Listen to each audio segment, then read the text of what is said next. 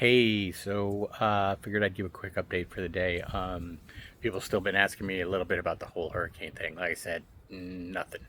Take a look behind me. There's, it's like I said, that's the pattern here. We don't this spot almost never takes a direct hit from a hurricane. Knock on wood, but yeah, that's the deal. It's why this is one of the better spots in the Caribbean as far as that's concerned because the way the pattern is, it's just really hard for the weather conditions to be set up so that a hurricane hits here.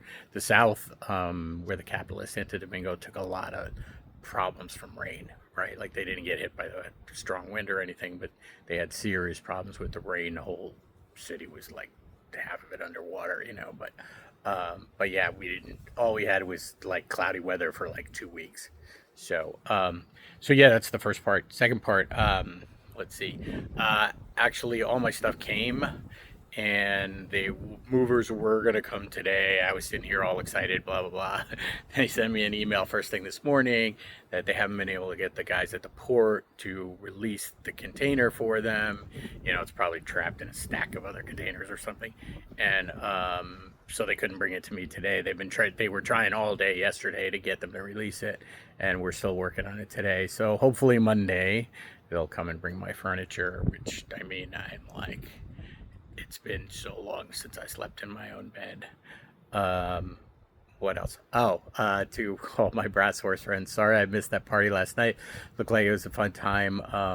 I really enjoyed seeing the pictures on Facebook, all the costumes and stuff. The Gilligan's Island stuff was pretty funny, I had to say.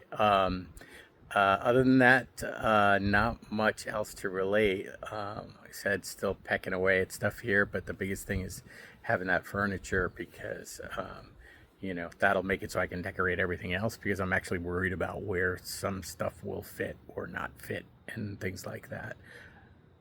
So hopefully Monday, my long period of waiting will end on the furniture thing, assuming they manage to get them to release the crate. It wasn't that much money. I think I mentioned the whole situation with the customs import duties. So it ended up costing me 3,400 and change, something like that, for everything, the import duties plus the port charges. So that was actually quite reasonable, I thought, in terms of what it could have been. So I just paid it, and got them to move forward. So, but at this point, it's all in their hands because they had given me that number and it was good until Monday. As long as I paid it by then, that was the number. And I actually paid it on Thursday.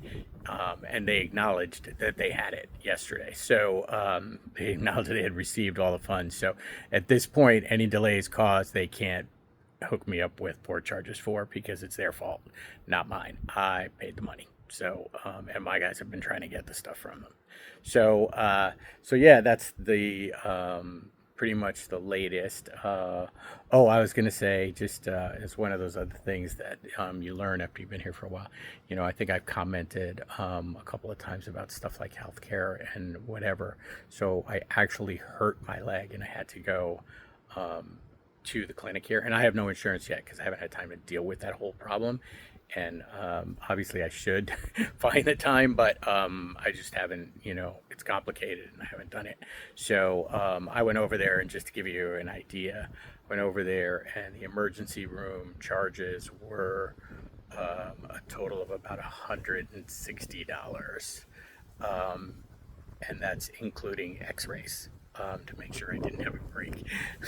So, and the other thing is I went to the pharmacy to, I have like three meds which I take on a regular basis for my slightly high blood pressure. So I checked and it didn't look like you even need a prescription for them here. It just goes to show you what freaking game the whole system in the U.S. is. So I talked to the pharmacist. They were like, you don't need a prescription for those meds. I mean, they're not narcotics. They're not, there's nothing else they do except help you with high blood pressure, right? You can't get high off of them or anything like that. So, they said, here's, what are you taking currently, right? And I showed them, the bottles and, the dosages and everything on stuff. And they were like, yeah, no problem. So, all of that stuff I got like a 30-day supply, and granted, and remember, I have no insurance, so I'm paying full price for the meds, right? With no prescription. I got a 30-day supply of all three meds I needed. It was like $80. So whenever you hear that, no, the U.S. healthcare system is great, it's bullshit, right? Like every other place you go in the world, they don't make you jump through hoops and go visit a doctor and pay $250 for a doctor visit to get a prescription for medicines that, you've been taking the same med for 3 years. Nothing's changed, right? Um, and the medicines don't cost your freaking arm and leg to pay for, right? No insurance. I paid a whopping $80 for my three maintenance meds for a month. Once I have insurance, I'm probably going to be paying some ridiculously low. So, part of the reason why I moved here, well, now because that's the biggest retirement cost there is out there. So anyway, that's the news. I'll let you know if I actually get my furniture on Monday or not. I'm really keeping my fingers crossed because I was really psyched to have a bed to sleep on tonight, and then when I heard that this morning, I was like, oh man. But everything else is all good, so I got no complaints. Talk to you guys soon. Bye.